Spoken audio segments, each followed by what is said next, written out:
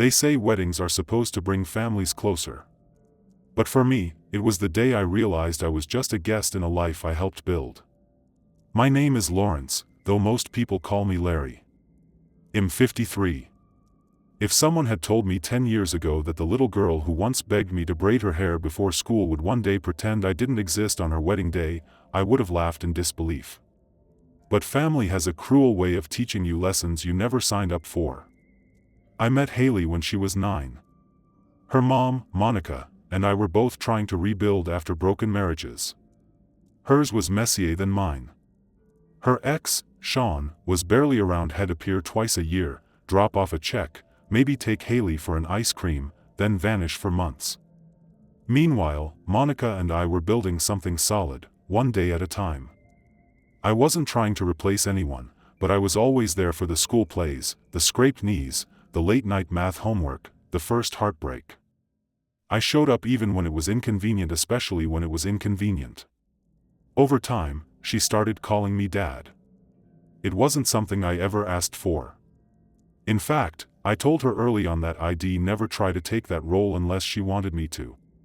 The day she looked up at me after her middle school graduation and said, "Thanks, Dad." I'll admit, I teared up. Monica squeezed my hand like she knew exactly what that moment meant to me. I paid for her braces, helped her get her first car.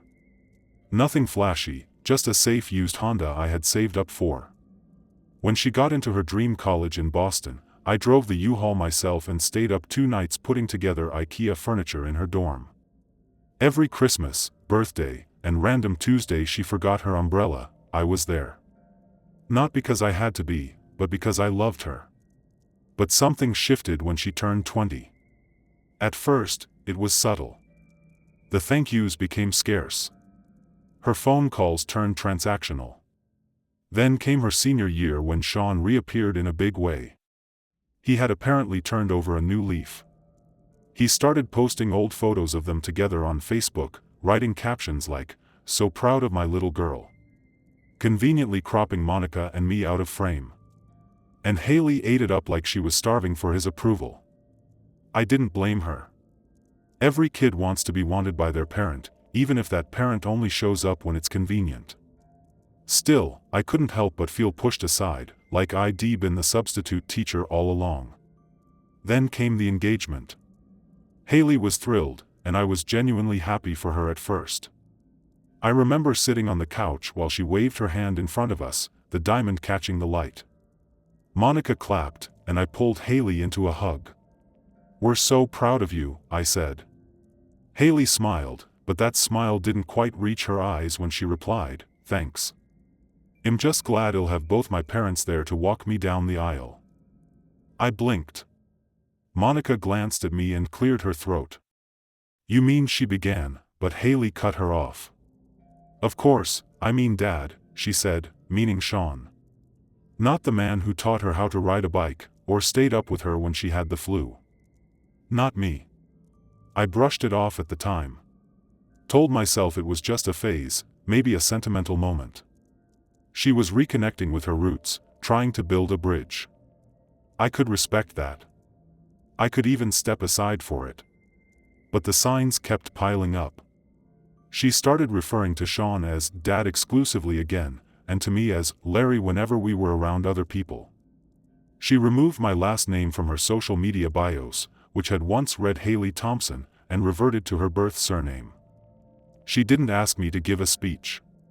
When I gently offered to help cover wedding costs, she smiled, nodded, and then asked if I could front the $12,000 for the venue deposit. No mention of reimbursement. No thank you. Just the assumption I'd handle it. And I did. Not for her, but because I knew Monica couldn't bear to see her daughter's big day fall apart. I told myself I wouldn't take it personally, that I was doing this for the family, for love. But as the months passed, I felt more like an ATM with legs than a father figure. Monica noticed, too. She tried to talk to Hailey about it gently, carefully, but Hailey would shut her down, accusing her of trying to guilt-trip me for wanting her real dad in her life. That word "real" stung more than I let on. The week before the wedding, I overheard a conversation I wasn't meant to hear. I had come home early from work and paused in the hallway when I heard Monica and Hailey talking in the kitchen. "He's paid for almost everything, Hailey," Monica said, her voice low but firm. "You can't just pretend he doesn't exist. He's been more of a father to you than Sean ever was." Hailey scoffed. "That was his choice. No one forced him to." "You used to call him Dad," Monica pressed. "That was before I had a real one again," she snapped. I walked back out the door before they knew I was there. I didn't say a word. I just drove until the gas light came on. The wedding day arrived, and I put on my best suit. I tied my tie 3 times before I got the knot right. I showed up early, helped set up chairs, coordinated with the caterers, and made sure the sound system worked. Hailey barely acknowledged me when I passed her. Sean showed up late, wearing cologne so strong it could have cleared a room. Hailey squealed and hugged him like a soldier returning from war. I stood back, watching it all, feeling like an extra in a movie I had funded but wasn't allowed to star in. During the ceremony, I sat quietly next to Monica. When the officiant asked who was walking her down the aisle, Hailey looped her arm through Sean's and beamed. No mention of me. Not even a glance. The reception was worse. The father-daughter dance was with Sean. The speech she gave thanked her mother, her wonderful new in-laws, and my incredible dad, Sean, who came back into my life at just the right moment. She never said my name. Not once. I didn't make a scene. I didn't leave. I smiled when people looked my way. I shook hands, toasted the couple, clapped during the dances. But inside, something was unraveling. A quiet, slow burn. After the cake was cut and most of the guests had filtered out, I was standing by the back table collecting my jacket when Hailey approached me. She looked radiant and smug, the kind of tired that comes after a long day of being celebrated. She handed me a folded piece of paper. "The final balance," she said cheerfully, as if we were just settling a tab after lunch. "Thought you'd want to take care of it before we fly out tomorrow." I unfolded the paper. The number made my jaw tighten. I looked at her. She smiled, expecting me to nod and reach for my wallet like always. I didn't. And that's when I turned and walked right past her, down the stairs, through the parking lot, and into the night without saying a single word. I didn't sleep that night. Not because I was angry. That would have been easier. I didn't even feel hurt, exactly. What I felt was something colder, like a door had quietly shut somewhere deep inside me, and I didn't have the energy or the desire to ever open it again. The next morning, my phone buzzed non-stop, missed calls, messages from Monica, from Hailey, even from Sean, which surprised me since he had barely acknowledged me the whole weekend. I ignored them all. Instead, I made coffee, sat in my home office, and pulled out a thick binder labeled wedding expenses. Every receipt, every wire transfer, every invoice, all neatly categorized. It added up to just under $38,000. I had footed over 80% of the entire event, including the extravagant last-minute upgrades. Hailey just had to have imported centerpieces, a late-night taco bar, and that ridiculous champagne tower. And the kicker, that final balance she handed me. It wasn't even an official bill. It was just a scribbled total she had written herself, including line items I had already paid. In essence, she had double-billed me, and she thought I'd be too spineless or too sentimental to call her on it. I spent that Sunday filing disputes with the venue and every vendor I had paid directly. I sent in receipts, emails, proof of payment. I froze the remaining portion of the wedding fund I had in a joint account with Monica, something I'd set up so she could make emergency purchases leading up to the wedding. I also sent Hailey a simple message. I will no longer be responsible for any part of your wedding costs moving forward. Any outstanding balance is between you and your biological father. Please direct future communication through your mother. Wishing you all the best in your new life. I didn't even sign it. Just hit send and turned off my phone. That night, Monica and I had the conversation. A real one. No more tiptoeing. She was heartbroken not just about Hailey, but about us. about how it had all played out. "I thought she'd come around," she said. "I thought once she saw everything you did for her." "She did see," I said quietly. "She just didn't care." Monica didn't argue. The next few days were a whirlwind. Hailey sent a lengthy, self-pitying email not to apologize, but to justify. She wrote that she didn't mean to hurt my feelings, but it was her day and she shouldn't have to pretend for anyone else's comfort. She also added that she thought I was being childish for walking out and abandoning my responsibilities, which was rich, considering I had been the only reason her wedding had even happened. I didn't respond. A week later, Sean called. That's right, the man who hadn't paid a dime toward the wedding, who had shown up late, danced, posed for photos, and left now had the audacity to leave me a voicemail.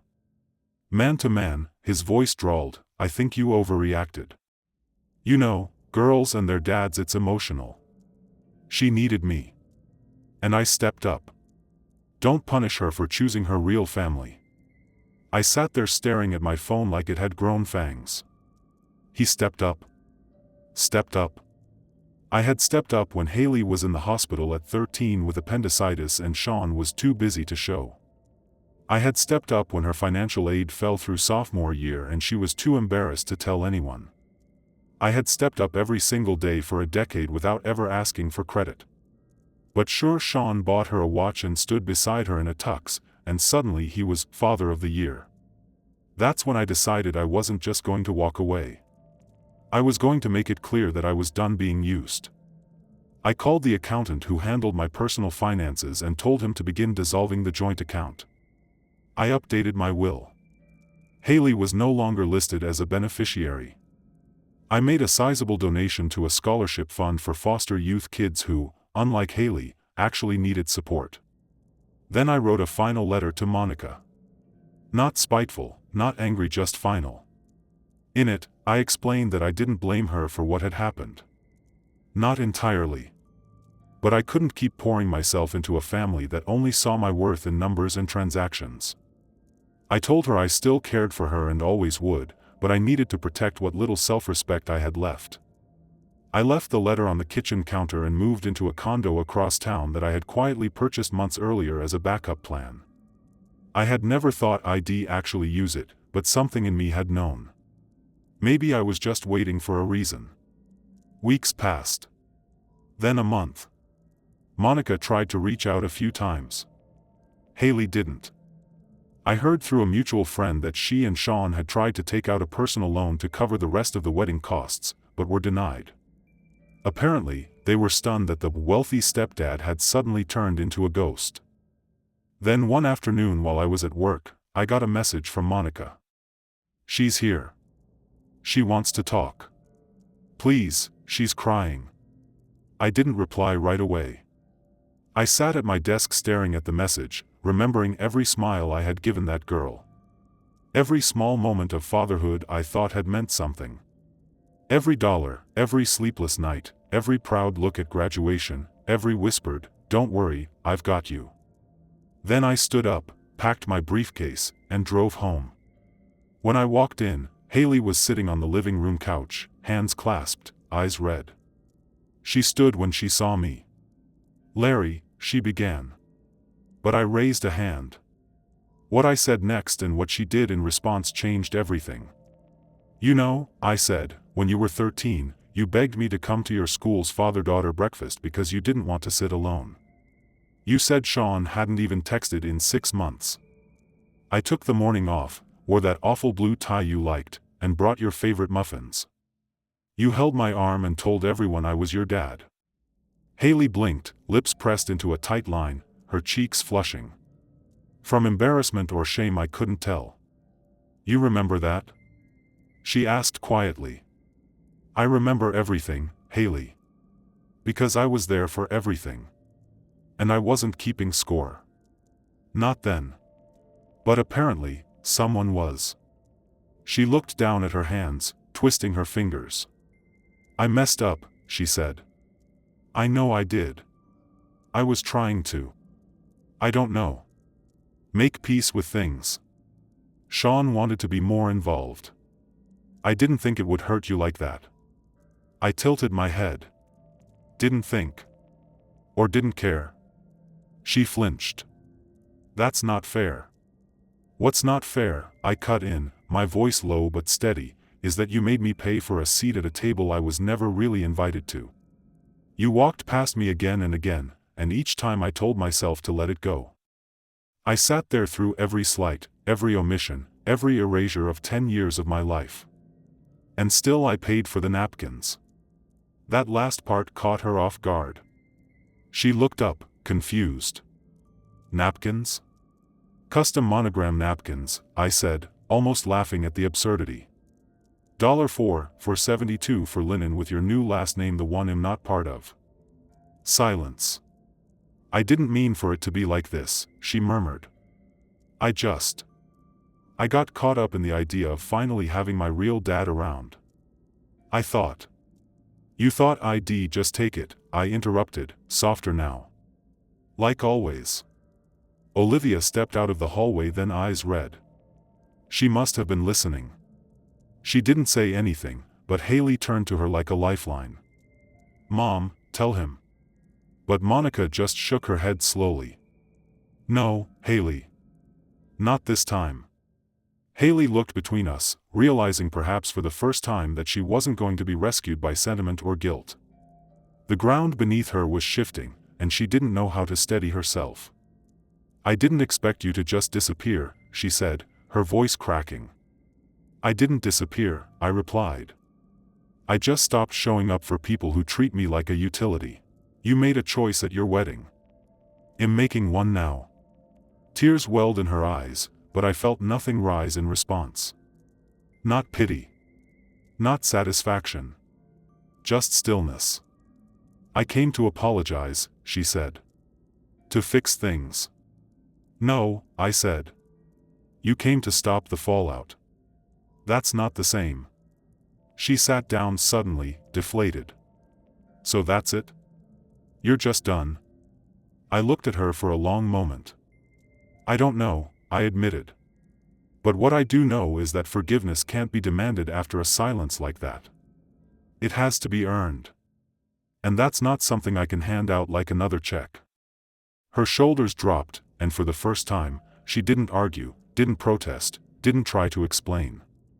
She just sat there, surrounded by the wreckage of a relationship she hadn't even realized she'd demolished until it was too late. I gathered my things, nodded once to Monica, and headed for the door. Just as I reached it, Hailey called out behind me, her voice trembling. What do I have to do to fix this? I paused, hand on the doorknob, not looking back. You start by not asking me to tell you, I said. Then I walked out. I didn't go far, just around the block to breathe, to clear my head. I wasn't sure if I was done forever, but I was sure I was done being taken for granted. And what happened in the days that followed? Well, that's when things got real. The next morning, my phone stayed silent. No messages, no missed calls, no apologies. Just an empty inbox and a strange kind of quiet I hadn't felt in years. And despite everything, I still checked. Not because I hoped she would grovel, but because I needed to know if she would really let this go without a fight. She did. For 3 days, there was nothing. Monica texted once, a simple, "I'm so sorry." I didn't answer. I wasn't angry at her. Not really. But I needed space. For years, I had been the foundation everyone built their lives on. And now that I had stepped away, the cracks were showing. I was done being the steady background character. I wanted to see if anyone remembered who had been holding the camera the whole time. On the 4th day, I got a knock at my office door. Not the condo, the office where I ran my consultancy business. My assistant buzzed in, sounding a little uneasy. There's a young woman here. Says her name's Hailey. She doesn't have an appointment. I paused. My first instinct was to tell her to send Hailey away, but something in the way my assistant said her name made me curious. Tired, maybe. Nervous. Send her in, I said. Hailey walked in, not with the arrogance she used to carry like perfume, but slowly, like someone walking into a church or a hospital room. Her hair was tied back, her makeup minimal. No designer purse. No smug smile. Just her and a thin folder tucked under her arm.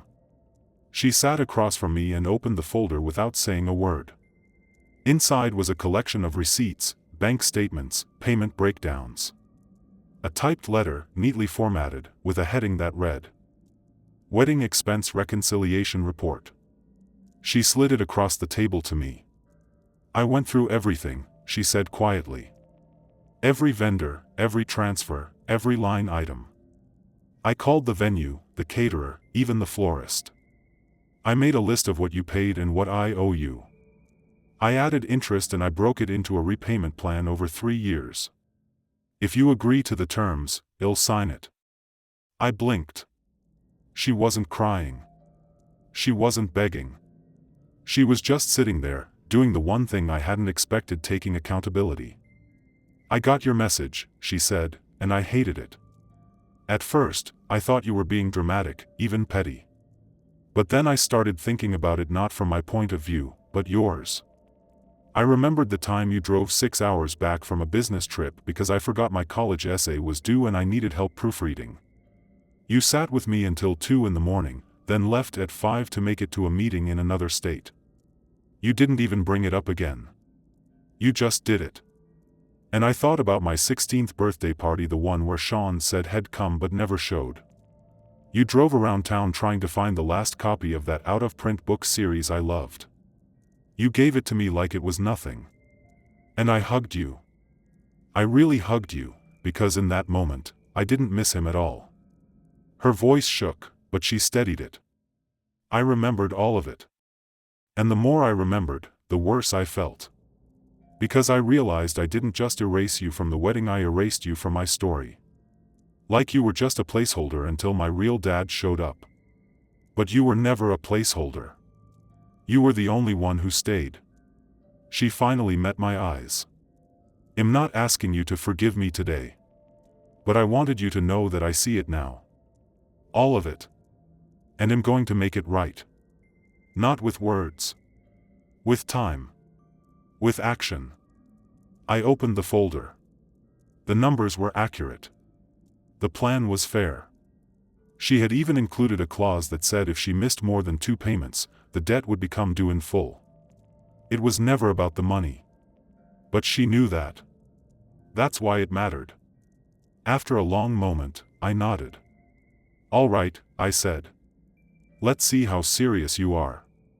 That was 6 months ago. Since then, she's made every payment on time. Small at first, $150 here, $200 there, but consistent.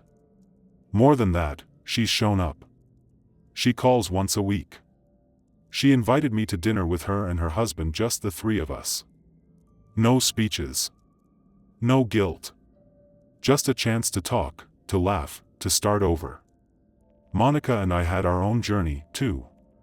We didn't get back together right away. We took space. And in that space, we talked more honestly than we had in years. Now, we're seeing each other again carefully, slowly, like 2 people learning how to trust with their eyes open. Hailey asked me last week if I'd consider being a part of her child's life. She's pregnant. Due in a few months. Her voice shook when she asked, like she expected me to say no. I didn't. I told her I'd think about it. And then I smiled. I've got a lot of good bedtime stories stocked up. She cried happy tears this time. We're not perfect.